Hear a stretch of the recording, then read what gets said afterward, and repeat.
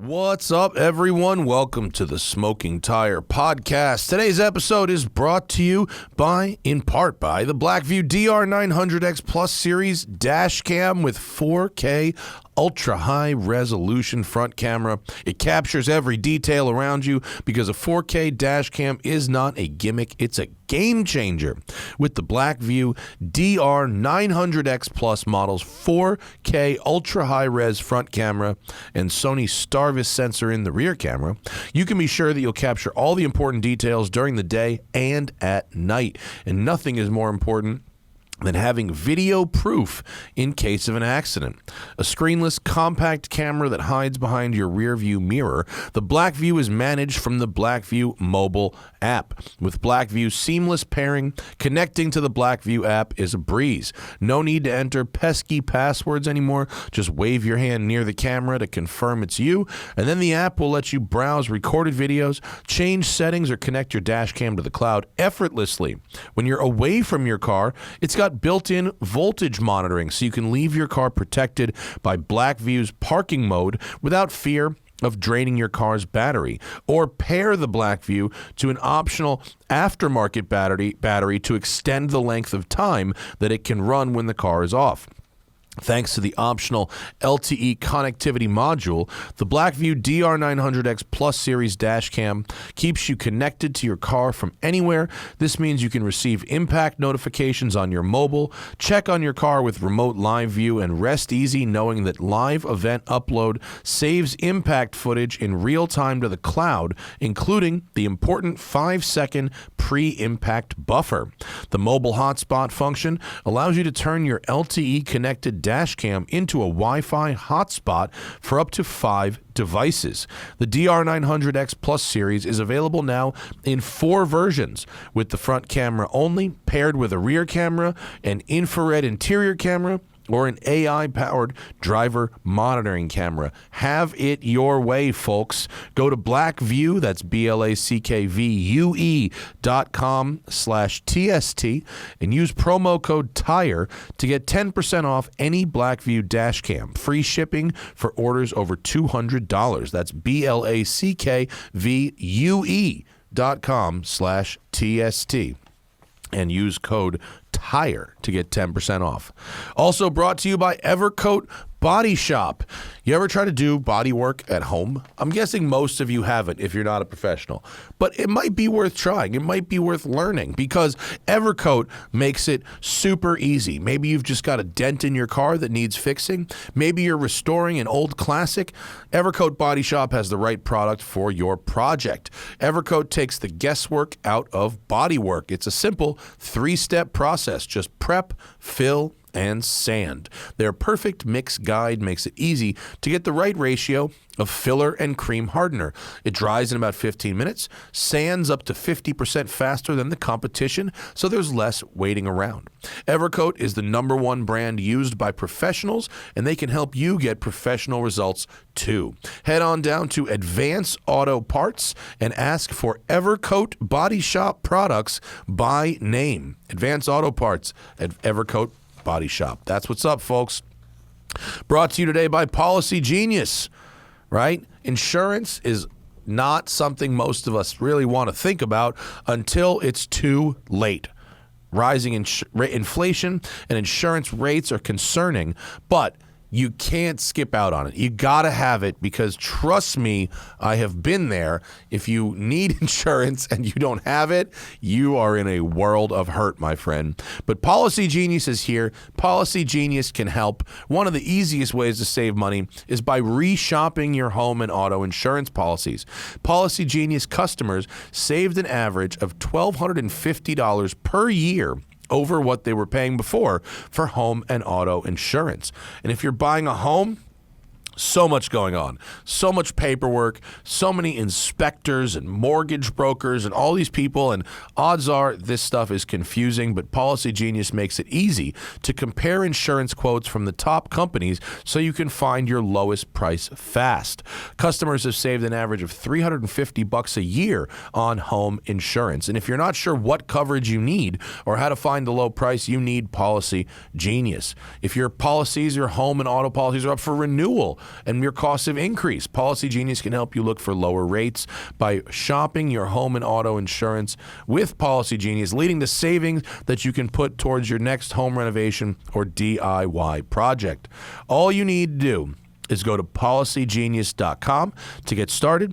Policy Genius will show you price estimates for policies that fit your search criteria. If you like what they find, they'll get you switched over for free. And customers who bundled their home and auto policies with Policy Genius saved an average of $1,250 per year over what they were paying before. The team at Policy Genius are on hand every step to help you make decisions with confidence. The Policy Genius team works for you, not the insurance companies. They don't add on extra fees. They don't sell your info to third parties. And Policy Genius has earned thousands of 5-star reviews across Google and Trustpilot. So head over to policygenius.com to get your free home and auto insurance quotes and see how much you can save. Also, last but certainly not least, brought to you in part today by HelloFresh. I love HelloFresh. You know why? Because it's not meal planning. It's not like meal delivery service. You're not eating leftovers. You're eating fresh food. HelloFresh delivers fresh, quality produce from the farm to your door in less than a week, so you can have summer flavors right from home. You cook. They don't cook it for you. You cook, right? And I love cooking just like I love driving sports cars. That's the fun part to me. The cooking is delightful. What's not fun, just like driving sports cars, is the maintenance, the storage, the insurance, all this other stuff dealing with cars. It's so annoying. I started a business to deal with it for other people because I understand how it works, right? And so the analogy here with food is the grocery store, figuring out what you're going to make, portioning everything appropriately, having to buy unique spices to make the best recipes that you then sit in your cupboard for 2 months, and you've now spent $12 on a spice for one recipe that you can never use again. HelloFresh has a list of up to 30 dinner recipes to choose from each week, the most choices of any of these people. And they've got foolproof step-by-step recipes. That means a joyful cooking experience and a stress-free summer. HelloFresh cuts back on time spent in the kitchen with most meals ready in around 30 minutes or less. You can discover seasonal summer recipes like cucumber salad, stuffed pita pockets, chicken sausage, stuffed peppers, Tuscan spice shrimp, and so much more. You can get the vegetarian options. You can get the like super premium options. You can get the low-calorie options. And HelloFresh is 72% cheaper than dining at a restaurant and even cheaper than grocery shopping. That's money back in your pocket. You can customize your favorite dishes with the new Hello Custom options by swapping out one protein or side dish for another, upgrading for a more luxe experience, or even adding protein to a veggie meal. That means more choices, more variety, and more meals tailored to you. Every HelloFresh meal that I've made at home and eaten, it's been very delicious. I've even kept those easy-to-read recipe cards on my cookbook shelf so that if I wanted to make them like at a party later for more people, because I just got HelloFresh for myself and my wife for those like weekday dinner at home kind of deals. But some of the recipes, I was like, man, I could like quadruple the ingredients in this recipe and make it for a party. And so I kept those recipes and I've gone back and made them later. So I love that. So go to HelloFresh.com/SmokingTire16 and use code SmokingTire16 for up to 16 free meals and 3 free gifts. You need to use that Smoking Tire 16 twice. Okay, so don't forget that. HelloFresh.com/SmokingTire16 and then code SmokingTire16. All right, and that gets you 16 meals and 3 free gifts. And HelloFresh is America's #1 meal kit. All right, folks, on this episode of the program, my old pal Raphael Orlove is in studio. He has gotten a rude LA awakening by being late to the show, sitting in traffic for 30 minutes on the 10 freeway, as is pretty standard in this city. When there's a crash in morning traffic, everyone gets screwed. Raph was a mainstay at Jalopnik for a very, very long time. He's now working with me over at Road and Track magazine, and although I'm reading his intro before he's here, I have no idea what we're going to talk about, but I assure you it will be good. Raphael Orlove on the Smoking Tire Podcast. A pre-show question. Oh, okay. Yeah. Well, Not to be very New York, but Matt, are you Jewish? Yeah. I thought so. I'm wearing my bar mitzvah bracelet oh still. my goodness. Yeah. Are we all 11, Jews 12, in here? 94. No, Zach. yeah, Yes, that's Zach doesn't look Jewish because he's adopted. It's because of Clapman. correct. Throws me off. Who was Clapmanstein? I'd be in there. Yeah, I know. I ran 23andMe and I was like, not look even at that. a little bit. Yeah, no. That's Definitely. fine. You're probably skipping out on some whatever it is. He's got Gene he's got diseases. Nazi blood and Jewish education. That would be funny if I had the guilt, but also the guilt. I have a wild fucking. I have Jewish guilt, but actually it's deserved. If you want to hear a wild fucking story, We I are can talk right now. about my We are brothers estranged German relatives. You can if you're capable of staying within a couple inches of the microphone, you don't Oh, have to my wear God. headphones. Oh, okay. Otherwise, you should because headphones keep you near the microphone. They're like a Now- little leash. They are. Wait, so you led me on. Estranged German relatives? My Whoa. oh my god. Test. Audio test is good. That's okay. Ignore the man behind the Iron Curtain. My dad's oldest brother.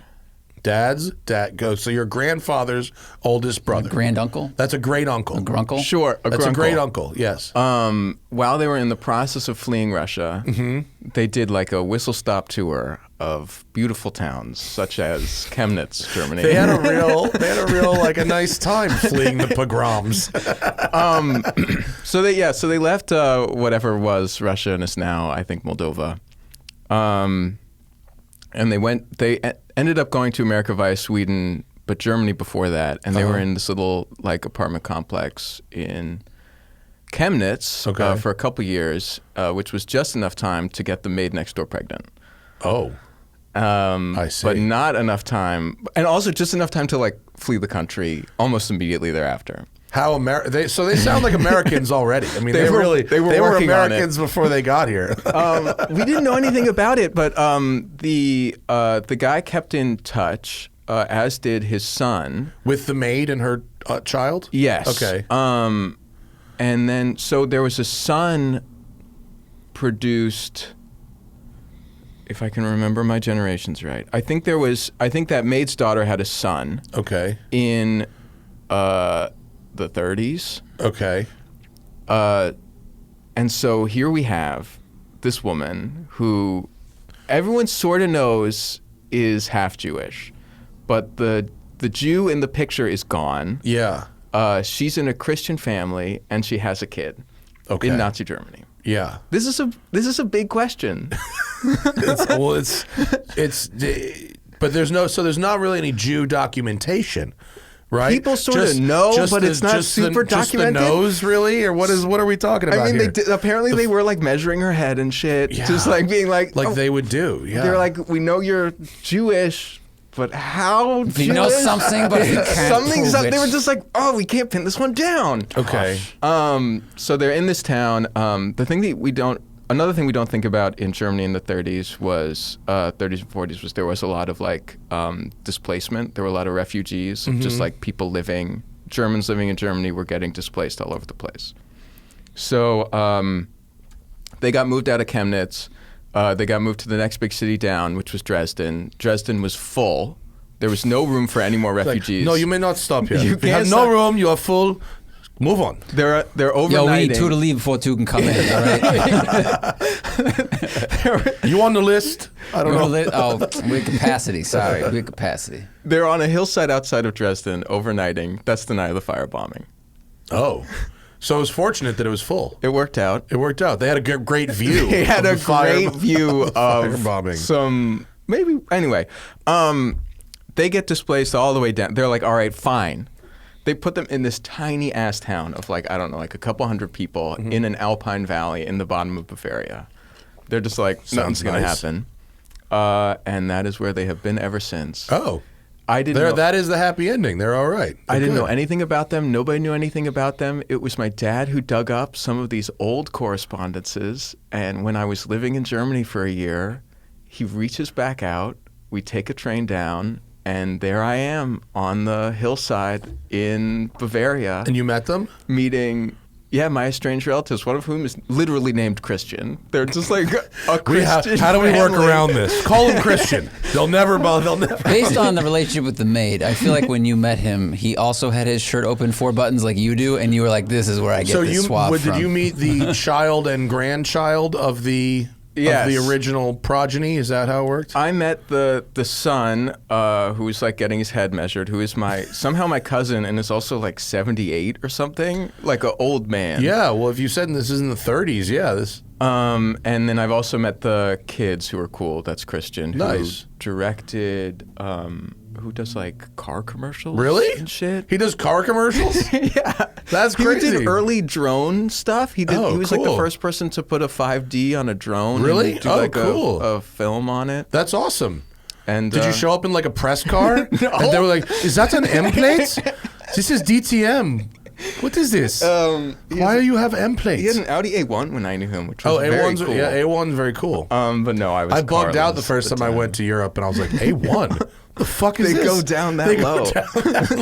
God bless Or like, them. and like the first time I saw a Mercedes A class, like the toaster looking one, I was like, wow, Mercedes fucking slums the fuck out of it over here. I was like, Everyone was like when the CLA came out, they were like, oh my god, I can't believe Mercedes is reaching to like these new lows, and everyone else was like, is it new? everyone else is like, do you want to see what we are You buying want to- over here? you want to see This some cloth cloth interior?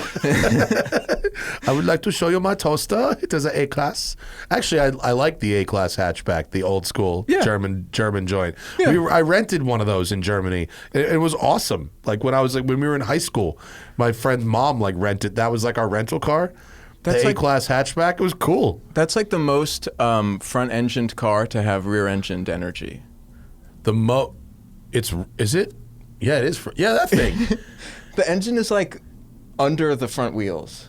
It's yeah, it really is. I wonder if these are old enough to import yet. That would be fucking dope. Ooh. Can you import an early one of these? Because I think they started in the late 90s. Look at that picture of that teal. That teal means it's importable. Yeah, 98. Dude, It's that color. The government That's is like, funny. just bring it in. Tell me a car is 25 years old without telling me. Teal? Put it on the boat. You're good. Looks like 98 was It's the like first. measuring age by radioactive year. isotopes. We were like teal. That's that era. Yeah. It's so funny how that design language made it to the ML here. You know That's what I mean? right, yes. That car, it's like, we have to make this hatchback for Americans. And they just stuck a pump in it, and they made a giant SUV out of it. I mean, yeah. Right?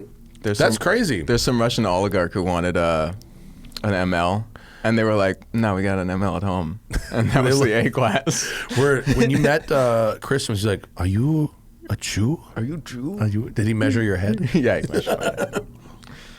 That's crazy, though. Yeah, it was wild. Yeah, I mean, it's. I feel like it's a mark of credibility to have a connection to Germany if you write about cars. Right. Right. I haven't really exploited it. They were like, I think one of them like somehow knows Opt, like knows the Opt family. Oh yeah, I think they're Opt, from like that's you know They're like when 20 did you miles learn down the that was road. Opt and not ABT? ABT. You know what I'm talking about, Zach? There's a tuner company, and it's named after a guy. I think his first name is Daniel. Sure. I think it's Daniel. There's a father and His a name son is now. his name's Opt, ABT. And But it's, the the name, capital ABT tuning thing? yeah, but it's not ABT tuning. It's Opt tuning. Yeah. It's. And I did not know. It took me so long. It's an to extended con against Americans. figure out. I didn't know that it was Opt. For the What? longest It's the time. weltweit größte Tuner for Marken Audi, VW, Skoda und Seat. I know. Who knew? When I first, because there was some controversy. I forget what it was with the guy. Right. And when they first started using the guy's like name, I was like, "That's his fucking Oh, name." it is Daniel Opt. Yeah, it's Yeah, Daniel, yeah. right?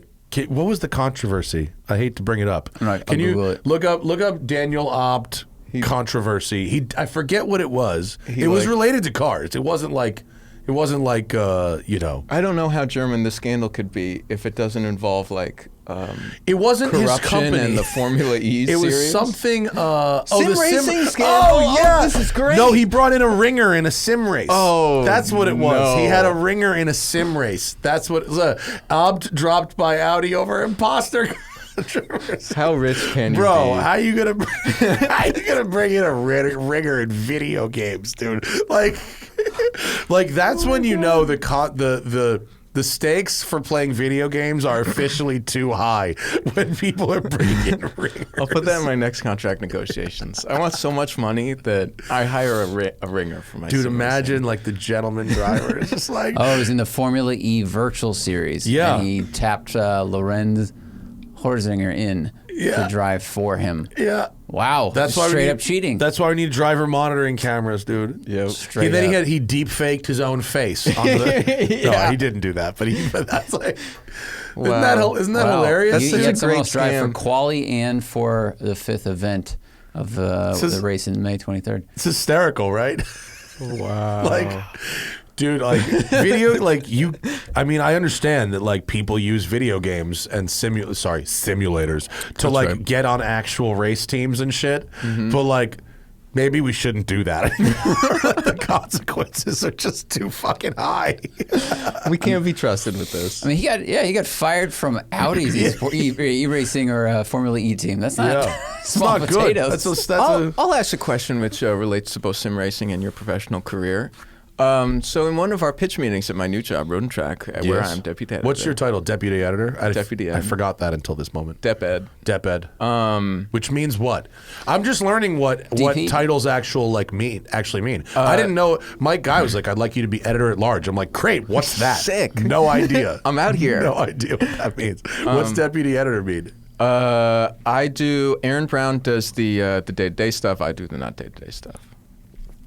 That doesn't help. What does that mean? It means that, well, there's like the short things, and there's like figuring out like how news stories go up on the website and Okay. and then there's like investigations and big feature work. So are you and that's what directly I'm- under Mike then? That's right. Okay, cool. Was Mike then you? Yes, Okay. I'm in charge of. I'm trying to think of the name for what I want to call it. Like, I think it's going to be crime and scam. Just like any illegal activity, all of the finagling. You just call the it crime drama. scam. Just one word. Just like Crime scam. Crime scam. That's a good. It's a fun word. That's Keep my that. that's my department. Crime and scams. All right, that's awesome. Yes. That's a good gig. It's a great gig. Yeah, it sounds official as fuck too when you say things like deputy editor. I'm deputy editor. Yeah. I've been deputized to edit. Editor at large sounds like I'm on the run. You like could- I was the editor, but now I've taken off with all the story ideas, and you have no idea where I am. Well, one of the story ideas. So people people always bring up sim racing and stuff, and we were in the. I mean, it was when we were paying attention to car news. We saw all the Nismo Academy stuff. Yeah. And one of our writers, one of our editors, Kyle Kennard, was like, the thing that's changed is that now it's not like the latter is I'm going to do sim racing online and pivot to career racing. It's like I'm going to do sim racing online and then I'm just going to like be a professional streamer. Like, Oh, yeah. that's where the money is. Yeah, like, yeah. I'm not going to go through the trouble. And even of- like lower tier F1 drivers are like making more on their like Twitch stream or whatever. Wasn't like George Russell like super fucking Or streaming racing was it driver? Lando? Lando. Other British human? Yeah, Yeah. He was doing really well. He was big on it. Yeah. He was in early. He was Yeah. very good. I mean, that you're not wrong. I mean, I think there's probably is a lot of fucking money in it. More Yeah. so than most racing drivers make. Yeah. Not F1 drivers, but most. Yeah. Yeah. I thought that think- was very interesting. And I don't know if mean- you encountered any sort of any streaming revenue, if you know any big streamers who are like, yeah, bro. Corey Hosford Yeah. makes like most of his living these days doing Twitch stuff. Like, Yeah. he's big in it. Yeah. Well, and remember Corey. we talked to Sonia Reed. I mean, who does like video game Twitch Yeah. stream stuff. She does exceptionally well. Wow. Doing if you're a female doing streaming, Right. As you can imagine, the audience is like mostly Strong. male, and it's not to like I'm not I not mean- at all trying to discredit her hard work. She fucking busts her ass, this girl. But like, You should be if getting you hazard are pay at that if job. you are well, fuck. I mean, being a woman on the internet sounds awful, but if you're working hard at that hustle and you're a female, you can make real dollars. I bet. Yeah. Damn.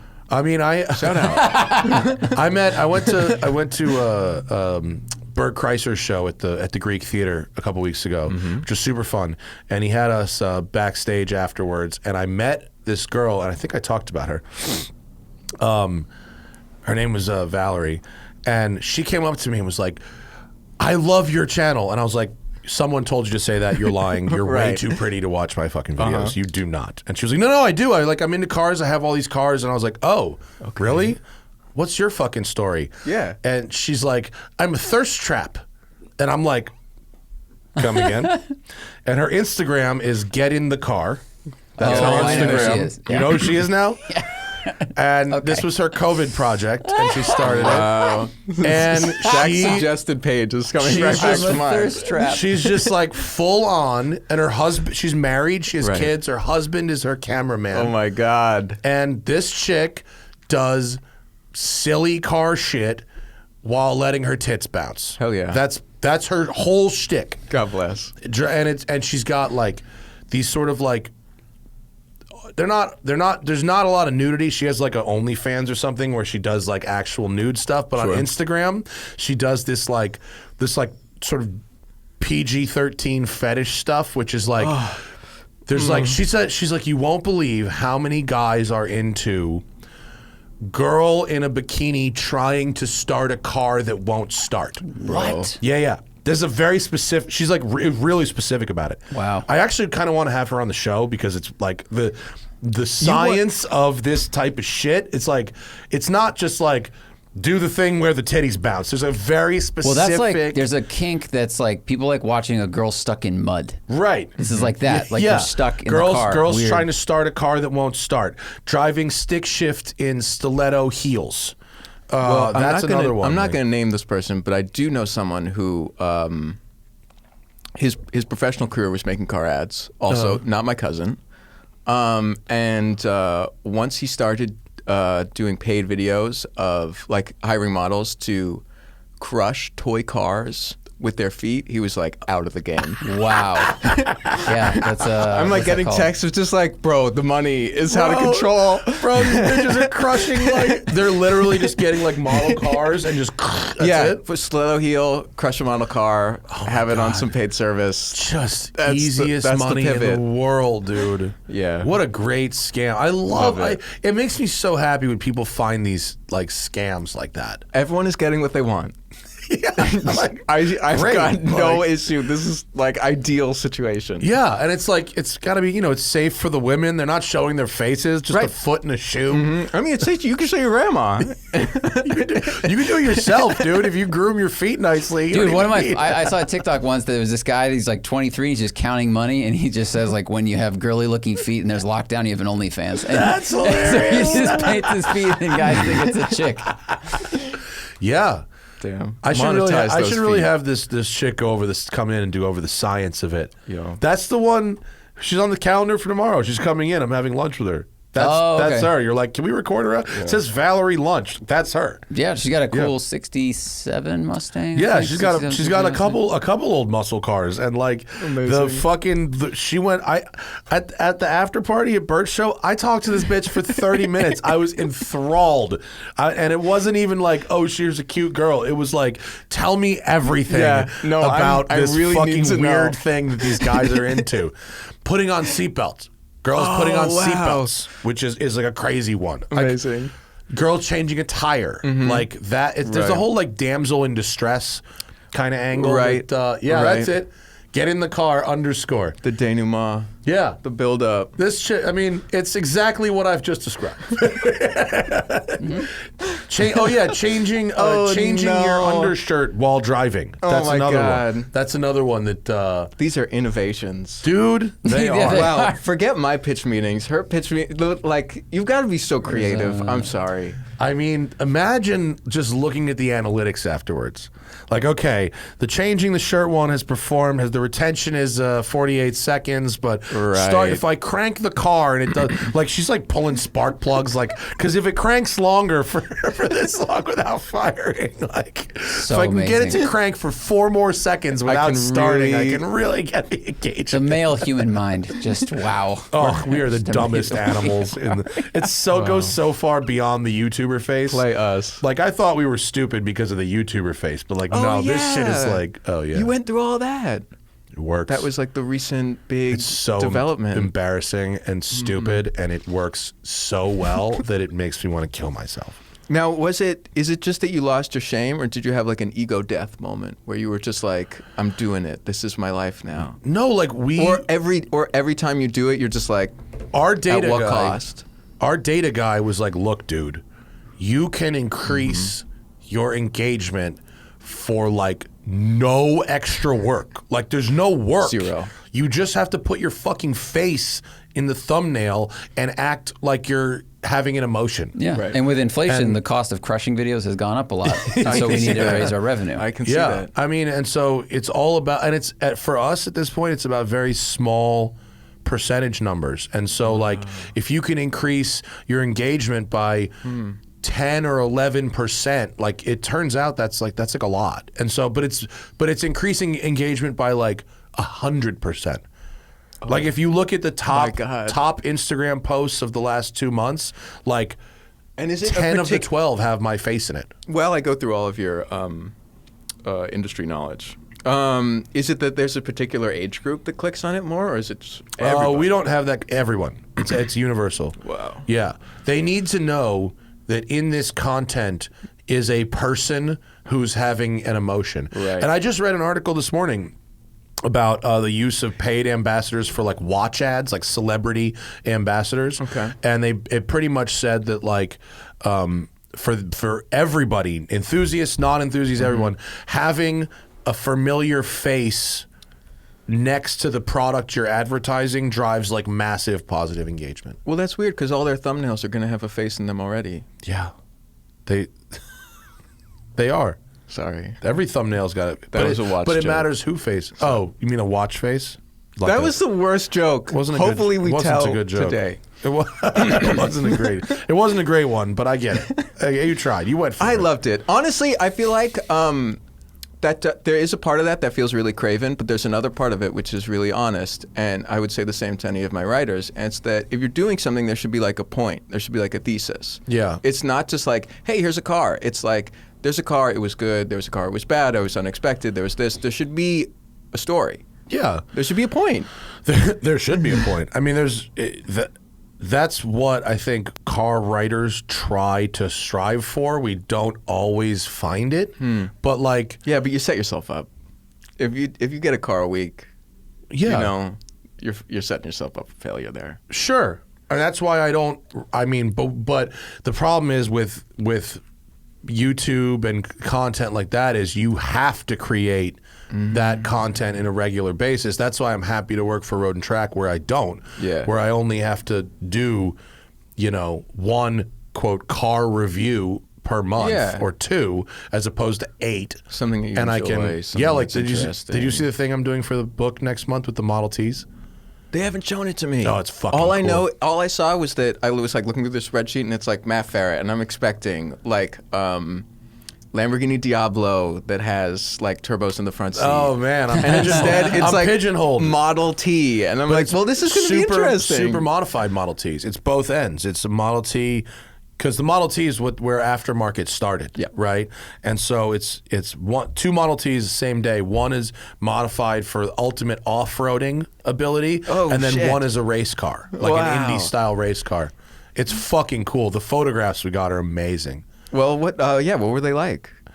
So the off-roading one was amazingly capable, as Right. they are. They were built for it. Yeah, yeah. And this one is like beefy as fuck. It has 12 gears. Oh my God. So much low range. It had like steel wire wheels and It's a outboard bicycle, brakes, you mean to say? as opposed to wood. But it would chug up like fucking dope shit. Right. And then the race car weighed like 900 pounds. Oh my God. It had like 60 horsepower. It was scary as fuck. The tires were 2 inches wide. You could drift Right. it. You're sitting on the gas tank, I imagine. The gas tank's behind your back. Wow. You're sitting right behind. You're sitting in the least supportive. This seat wouldn't qualify as a bar stool. It was literally like no. How did it take them so long to figure out like bucket seat? They didn't figure out that young because a more expensive car from that period, like a Mercer Raceabout or a Stutz Bearcat, Right. had a little Oh, more. okay. A little Zach and I something. drove a Packard from 1902 that had pretty good lateral support. Wow. But this Model T was like, hang the fuck on, because you're gonna sail off this bitch. But the photography. You may have to jump out of this ride at any time. The photography is really amazing. I don't know if you ever worked with that Which guy? Todd Blue something. No. Bluebaugh. Todd Bluebaugh. Okay. I've said this like 3 times on the show, but I'll tell you again because it's crazy. This motherfucker shows up with a bobber motorcycle. Yeah. Hardtail. No, like Easy Rider motorcycle with a hand clutch, a suicide shifter. Yeah. Okay. And he was like, "Oh, what are you doing? That's cute." And he's riding on track. We're doing car to motorcycle to car. Right. And he's shooting with a DSLR with one hand, riding this bobber with another hand, and getting the shots of, and it's like, all right, he'll go in the crazy. next feature. This guy's this should do a whole feature about this fucking lunatic. And then he did that for the off-road one too. Oh my God! Then he rode this fucking no suspension motorcycle down this dirt. Sir, I was like, you are completely out of your mind. Yeah, it's crazy. You know, everyone gets their kicks. I mean, every car photographer has something about them that's kind of nuts. Yeah, 100%. Tom Morningstar will just like climb a cliff.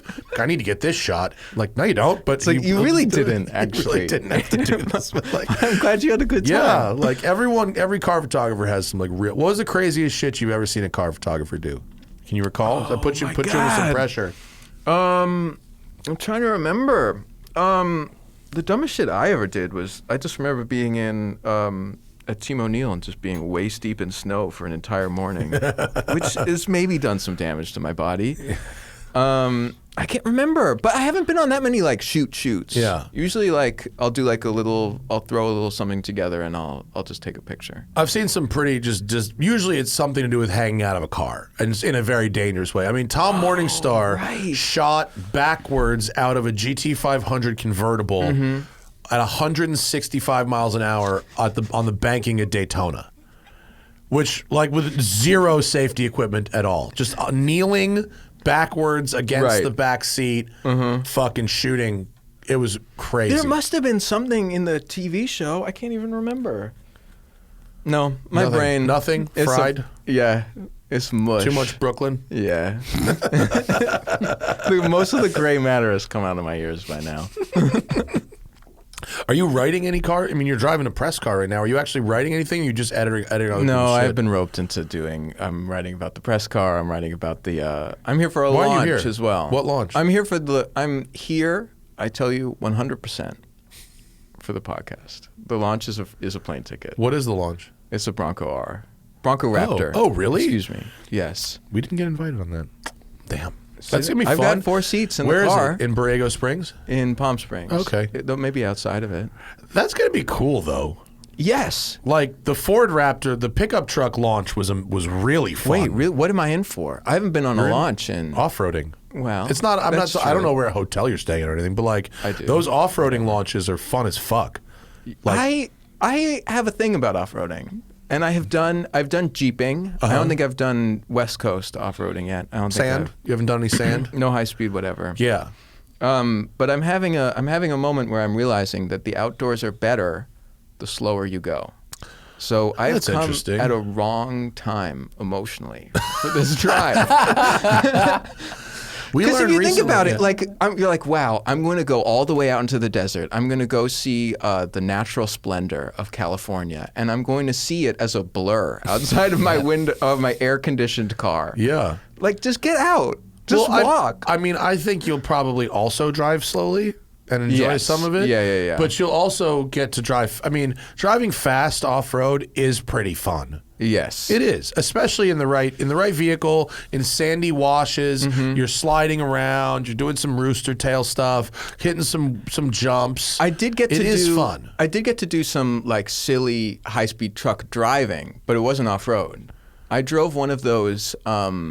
It wasn't a Stadium Super Truck. It was like your Uncle Joe's Stadium Super Truck that he runs in like a tour of Pennsylvania State Fairs. Still probably fun as fuck. It had it was a Bronco. Tons of body roll. Yeah, it was like a Bronco 2 or 3 or one of them. It stops at 2. It had like 700 or 900 horsepower. I bet it was great. It flew through the air. It was incredible. Was it fun to jump it? Yes, and landed like a pillow, as you would imagine. Yeah. But also, if anything broke down, I was like in an arena. I was in a state fair. Yeah. As opposed to if I was in a Bronco Raptor and I had something broke off. Well, that's why it's good to be on the launch, because they have like support staff. It's not like, I understand like just being like, I bought this thing, I'm going to go into the middle of nowhere where no one will ever find me and push this vehicle to its limits. Like, that can be stressful. Like, I get that. Yes. But on a launch, like, they're all out there. It's fine. That's true. Yeah. I'll be fine. You know what you know what you'd really like? Okay, wait, continue. I have done a high-speed desert thing that I forgot about. What was it? I drove the car that won Dakar. Oh, well, yeah, that counts. How do you forget these things? I don't know. Your brain is made of mush. I flew to Dubai. What was it? What kind of car was it? I drove one of the minis. Oh, yeah. Oh, really? In like That's 14 awesome. or something. Oh, I remember that. They were having folks drive that thing. Yes. It was a pretty beefy-ass Mini. Yes. It was like a proper Mini. I mean, no one knows car. what it was. Yeah, that thing. There's me. It basically just had a fucking Mini body on it. I'm on top speed. I fucking made it. 13-year-old Raph is stoked. Yeah, they wouldn't let you see anything because all of it is like super proprietary and no one has seen where the engine is in that car to this day. Where do you guess it is? It's what people understand is it's like a 6-cylinder diesel that's on the floor. It's like on the floor, like laying down. Yeah. But no one knows. It for looks sure. cool as fuck. Was it fun? Yeah, it was incredible.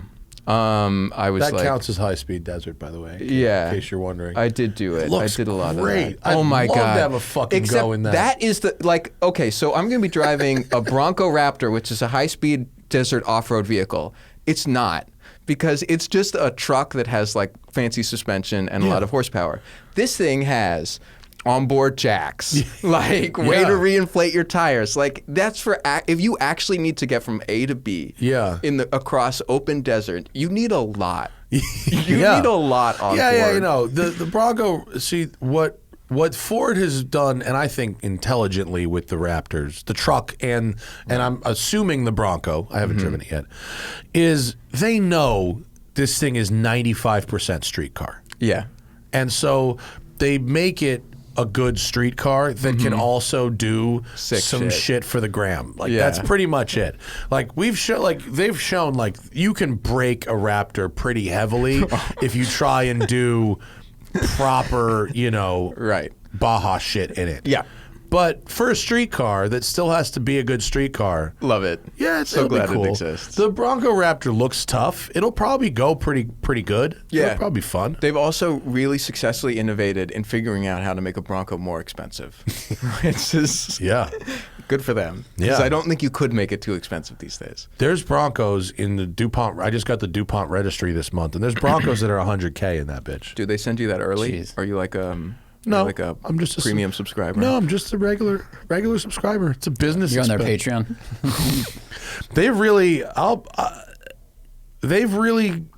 They've kind of John Neff is running that magazine now. I know that name. Yeah, remember him? And they've really done a lot more editorial. It's not just like the whole first 2/3 of the magazine is like car reviews and stuff like that. They've gone in a real like Rob Report direction with it, which they had to because it was getting OG. Every Bloomberg needs how to spend it.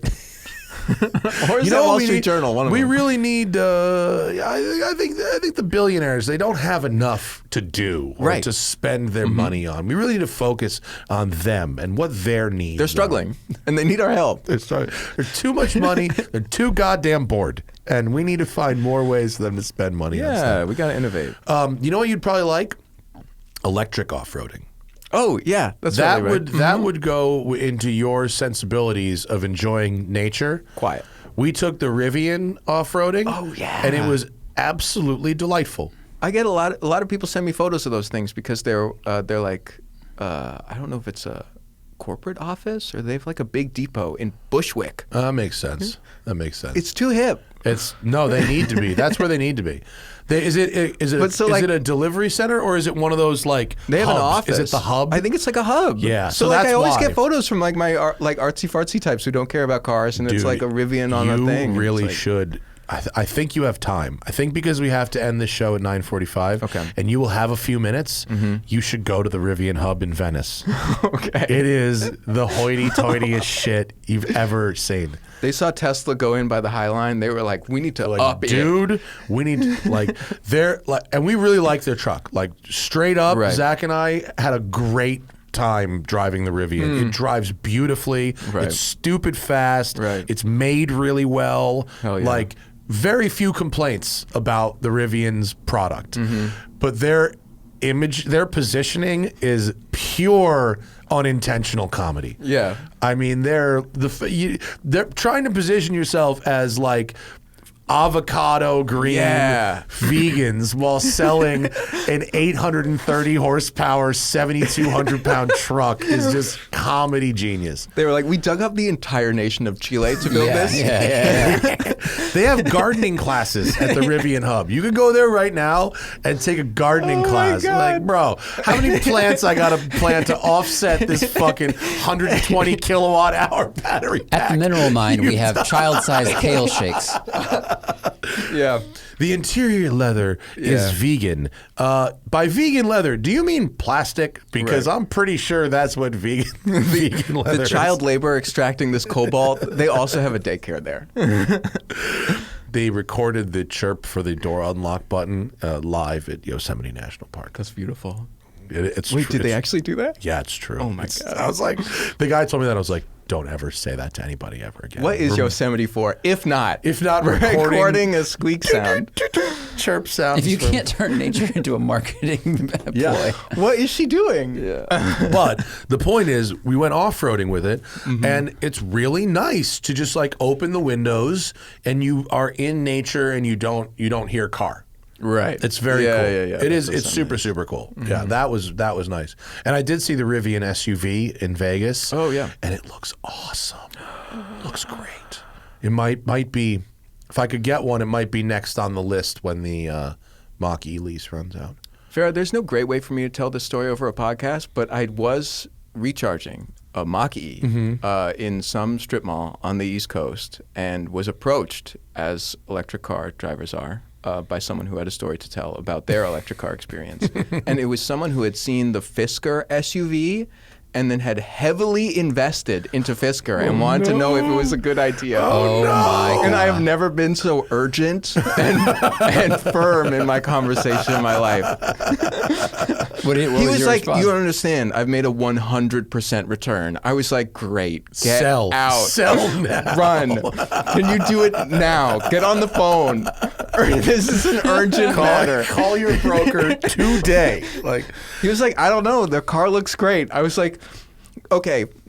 My mom tells me a story about my older brother when he was growing up. And she was trying to give him the talk of if someone drives up in a van and offers you free candy, don't go in. And my brother was very smart, too smart, goes, no, Mom, it's okay.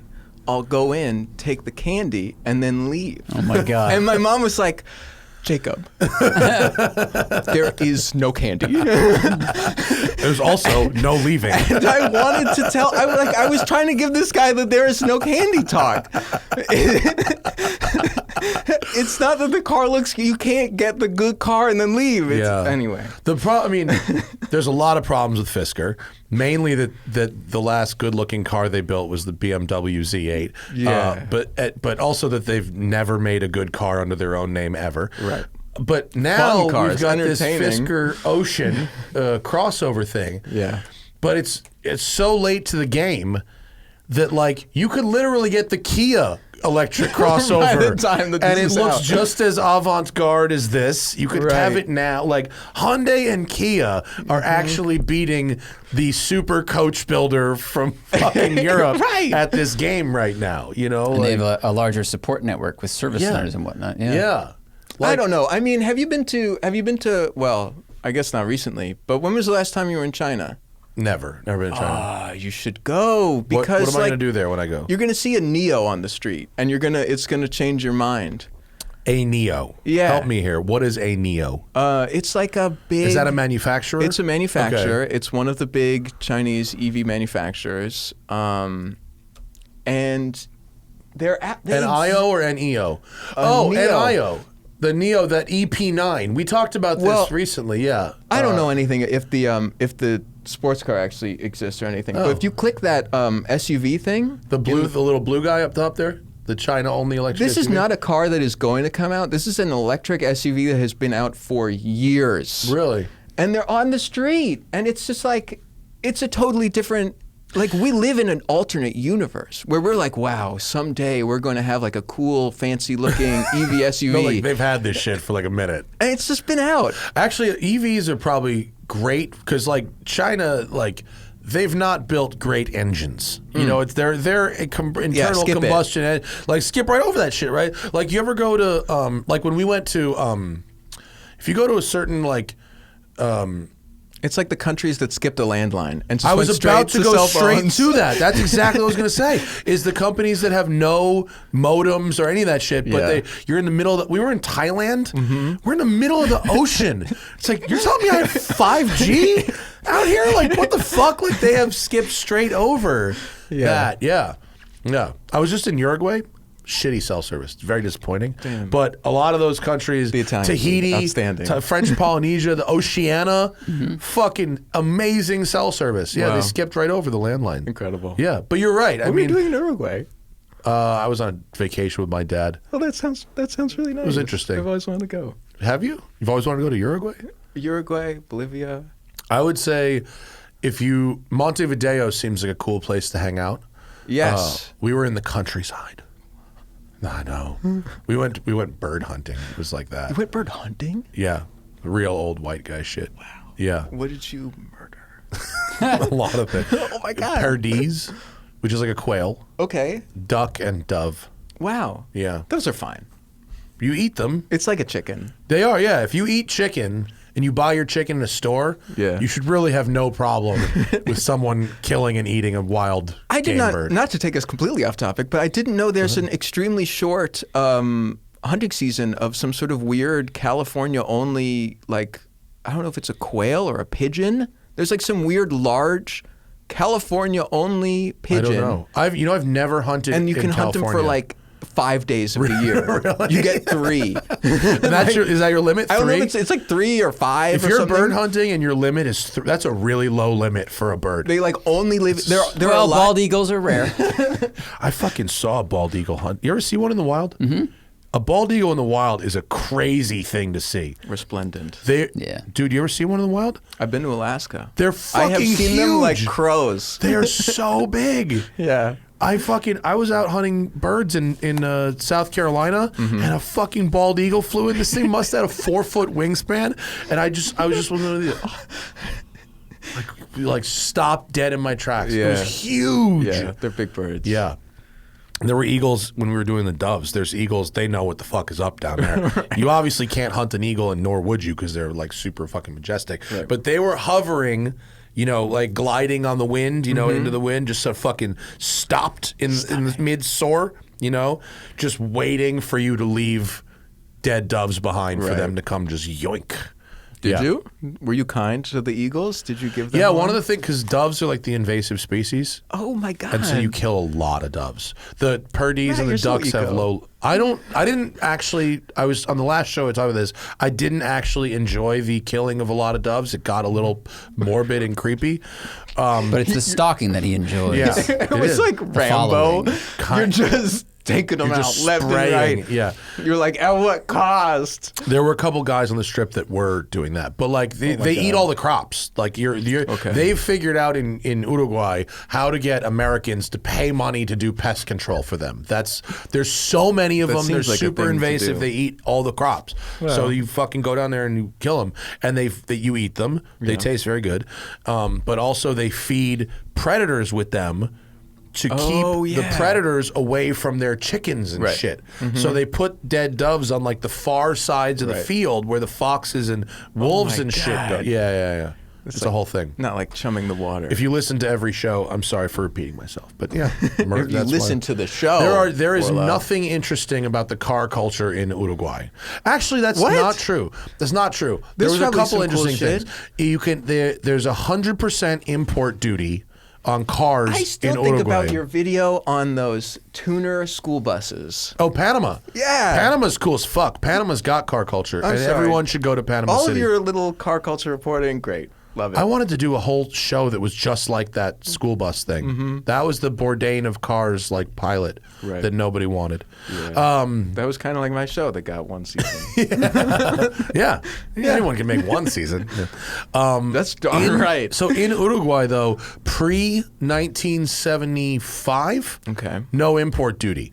So Whoa. there's actually a bunch of classic American cars, like Mm-hmm. 60s stuff that runs around down there because they can import it. They also have all of the weird zombie GM cars. I don't. Did you Weird pay zombie attention GM to this? cars. What? Uruguay and another country which I will not name because I really want to do a story on it. Okay. Have some of the oldest new cars on sale. Oh. So I like- like they'll buy the tooling and still make them shits down there? Right. Yeah. You can get a. Like what would it be? It would be like a GM sold Chinese built copy of a Daewoo or a Daihatsu Yeah. wagon that came out in like 1988. Yeah, And it's like so we saw that in Mexico too. The Yeah. the Nissan Tsuru, Yeah. which was like the Sentra from the '90s that you could buy until like a year ago. Right. One of the trucks we took to the hunt was a Chevy Colorado diesel, like a current Yeah. one, but it's sold as an S10 down there, and I was very excited. I was like, the S10 lives. Yo, also what I saw in China, they sell a Chevy Monza. Really? Yeah, it's like some random sedan, and they're just like someone They in got some the department trademark dug it is out, alive. and they Monza. What are we going gonna call this fucking thing? We gotta Monza. say something. I would like to go to China actually. All right. It is a place like I just like it's so huge like to say it's like where do I go? What do I Yeah. do? I might have to figure out like how to get a guide or some kind of a press launch or some reason to go there. Or I something. really want to do go to Taiwan and do Taipei because the bike situation there is very interesting. Like motorcycle bike or bicycle bike? Like every bicycle is made in like one factory in Taiwan. Oh, really? And I wanna go. That makes sense. Because you're like, oh, okay, whatever. Like Western media is like set up to be like, all right, faceless corporation, no, whatever. But like, there are people who've been building bicycles there for like decades, and so like That sounds if you go interesting. into like some random bike shop, what I've been told, it'll be like people who are like, yeah, I've like all these stories and weird parts from like 1980s and 1990s, and just That like sounds tons of like. interesting. Just like no one really gives a shit, but like super cool, weird bike shit. Stuff going that on. we get here and it gets exported to here, or is it all like stays local? They've just been. It's just local stuff that's like we think of as being like normal, whatever, and it's just like no, that's all from here. Are you a bicycle enthusiast, or are you Yes. just more a factory enthusiast? I mean, you live in Brooklyn, so you must have a fixie. Yeah. Do you? It was assigned. No, I don't have a fixie, but I do have a. Welcome to Brooklyn. I did. Welcome to Bushwick. I Here's did have your a day where I fixie. like came back and I was like, "Ooh, I'm really bushed from my day of riding my vintage motorcycle or my vintage bicycle to like a coffee shop to get a croissant and Yeah. then go to get my film developed." And I was just Bro, like, my neighborhood is full of that shit too. There's mad fixies in Venice, so I can't talk shit. But are you a bicycle enthusiast? I am. Yeah. Okay. Do you have a cool bicycle? I've got a couple that I've fixed up. Really? And done all sorts of weird stuff. I actually bought some bike parts yesterday. From What some man. do you do to your bicycles? Well, it all started with a bad idea. That I was like, I can get the performance of an expensive modern bicycle by simply buying a shitty old one on Craigslist and fixing it up with modern parts. I've never heard anyone apply that logic anywhere else. Many dollars and hours later, I have a collection. You have a pro of- touring bicycle. Yes, exactly. I have a collection of pro touring That's kind of bicycles. cool. You get like old Schwinn frames from the 70s and stuff and Yeah. put new stuff on them. I cracked a '88 Schwinn frame in Vermont and had someone hand braze new parts to Sounds it like you could have probably afforded a new bike and just gotten a at new any bike. time. Yeah. But I was like, no, I'm committed. I'm gonna Does it- do this weird shit. I mean, one of the biggest differences with an old bike and a new bike is like weight, right? The old bikes are a lot heavier, Right. right? Yeah. So when you put the new shit on the old bike, Also, does sometimes that- they're really rusty, which I did not think about going into it as a California boy. yeah, that's a good point. That was like a new one for me. Do they ride nice? Yeah, these they pro ride touring great. bicycles? Yeah. And I mean, so like there's been great advances in like aluminum and carbon fiber, but steel is basically just the same old steel bike. So yeah, I have like some old for like $200 I can get like a handmade bicycle from like Italian steel tubing, and that if I were to buy it today, it would be like $2,000 or something. That's pretty cool. And it's like, I guess, easy. You work out in your living room, basically, right? It's Oh like my God, cars are such a joke. Like, I can work on it in my living room, on a porch, in my I mean, you shouldn't be working on it in your kitchen, but I have a very good friend who works, who restores motorcycles in his living room in his apartment in Santa Monica. He brings them in the fucking elevator. The building where I had my car parked went co-op, and I got booted out to street parking, and I was just like, I'm not touching this thing again. Yeah. And I'm just gonna work on bikes where I can like make a coffee and completely tear this thing down and put it back together. If I wanted to like get into mechanical shit, I mean, like I don't work on cars and I don't care enough to. Right. But I would start with bicycles. I fixed my own bicycle like twice at home, and I felt really fucking accomplished afterwards. I felt really good about myself. Pulled up a YouTube tutorial. Fuck yeah. You're set Felt up. good about it. Yeah. But the Brooklyn bike culture really, like, do people appreciate your pro touring bicycles? Does anyone notice? I try and keep them looking as shitty as possible. That's a good move. Yeah, it's a good move. Every so often, someone will be like, "Oh, that's cool," and that's it. It's a sleeper bike. It makes my life. Yeah. They're like, "Oh shit, I see what you did there," and I'm like, You could even go further down and get into modifying watches. Start doing fucking Seikos at your death. "Watch." Yeah, that's a thing. Like Seikos especially. Oh my People God. modify them. I Yeah. love this. Yeah. I don't like watches at all, and they're one of the things that I like. I sort of generally avoid just because I'm like, let someone else deal with it. Sure. But that does sound fun. Yeah. You know Bozy? Yeah. I got him into modifying watches, and he bought like this big fucking box of parts on eBay, and he was just That's like mixing dangerous. and You know matching what kind of shit. personality he is. Oh, He's yeah. gonna be like, hey, did you know someone can modify a watch? And then he's like already like, Yeah. well, these are the best tools that Yeah. I'll buy. So it's Yeah, better yeah. if I get the ones from Germany or from Switzerland. Yeah. I've never thought about like pro touring bicycles though. That sounds like actually kind of a fun thing to be doing. Yeah, you can do all sorts of weird shit. Like I respaced a frame to fit like a new wheel size. So I like got like Literally like stretch the fucking thing out. went into a shed and got like a steel rod and like pried the bike open. All sorts of weird. It and- sounds like the structural integrity may have been compromised. That's what you would think, but steel, very bendy.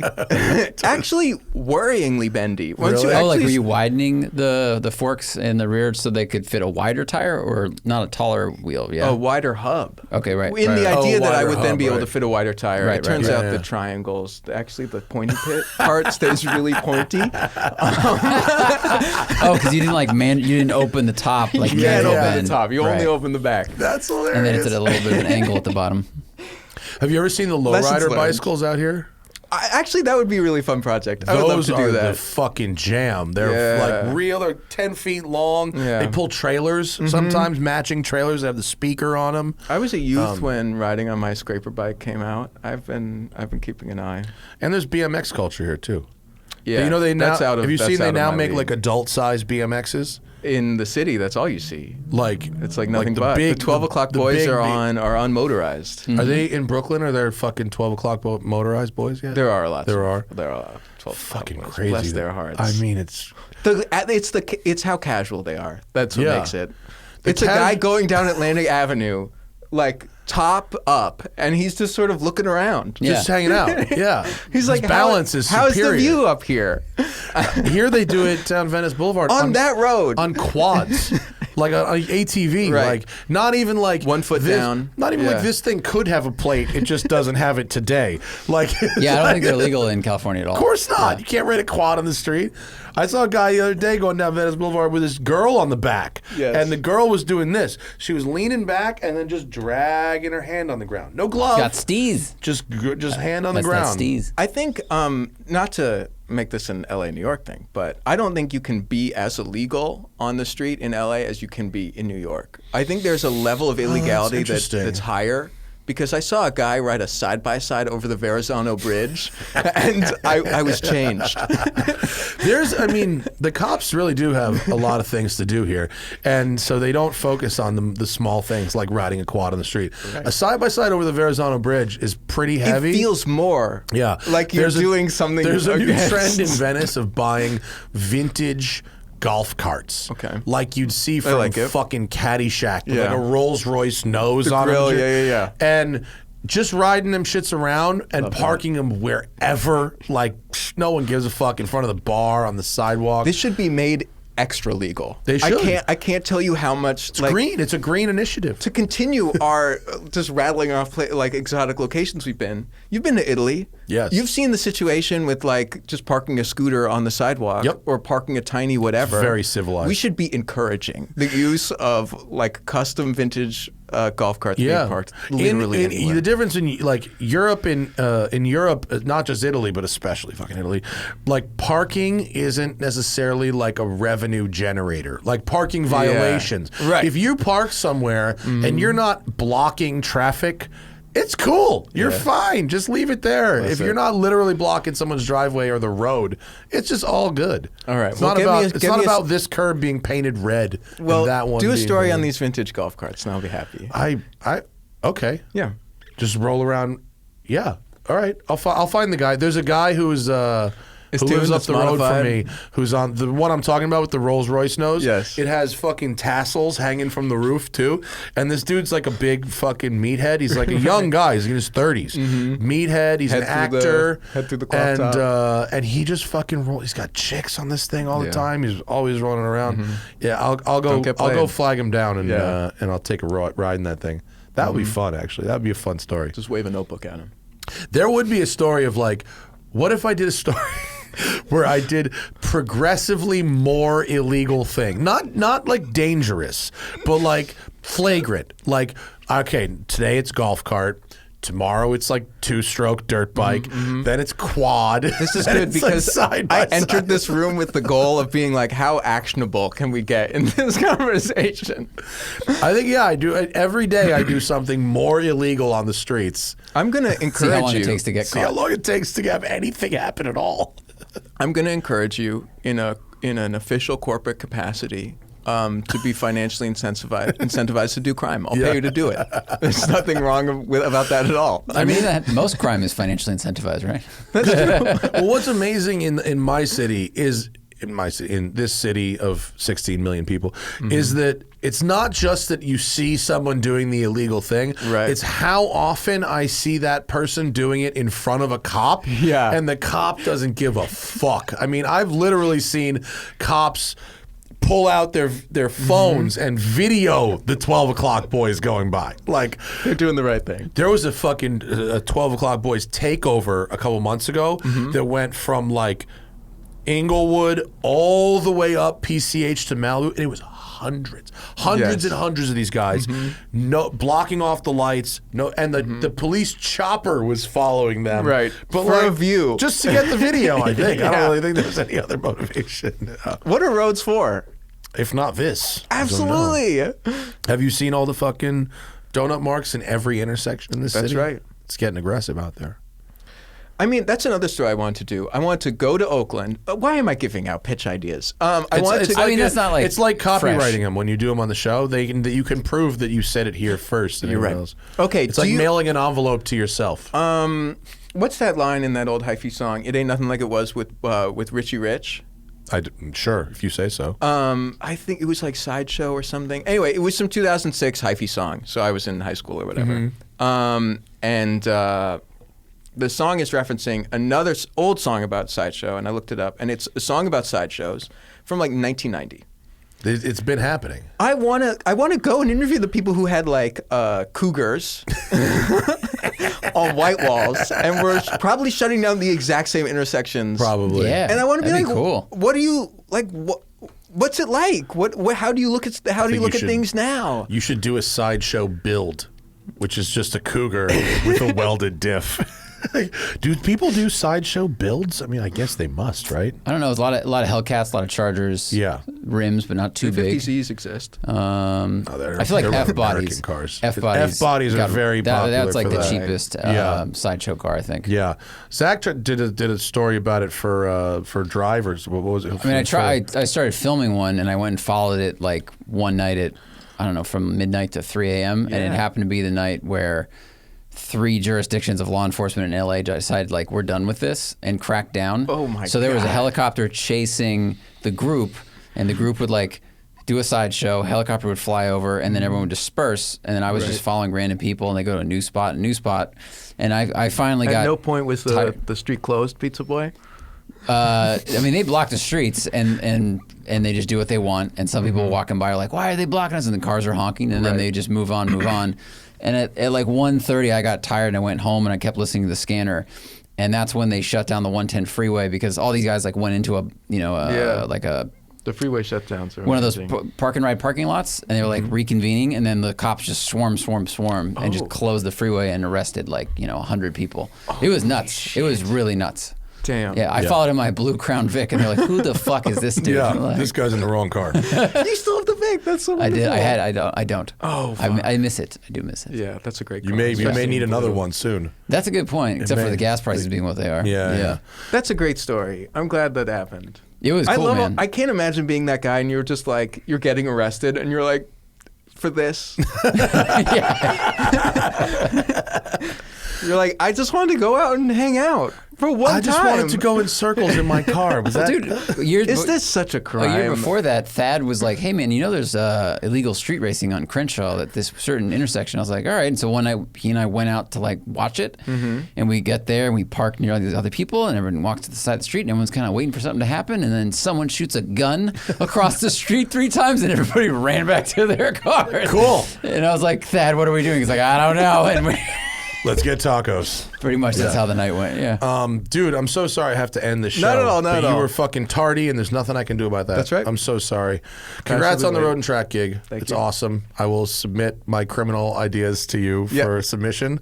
What's the what is your it's crime scam. It's crime. It's called crime. Literally, no one is better positioned to tell the stories of exotic car scams than Matt Farah. I didn't realize that you were so focused on it. Maybe I'll try harder to read.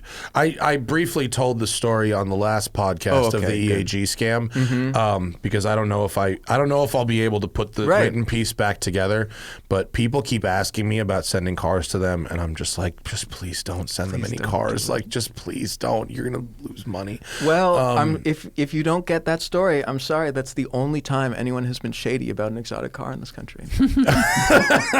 And we can't miss our one opportunity. Thanks for stopping by. Have fun at the Bronco launch. Make sure you come and see us next time you're in town. Will do. That's our show, folks. I'm sorry it's short today, but I have to fucking go do some real estating. And next show is going to be with Ben Collins, the former Stig, Randy Popst, and Justin Bell from the Hypercar Invitational at Laguna Seca this weekend. See you guys later. Bye.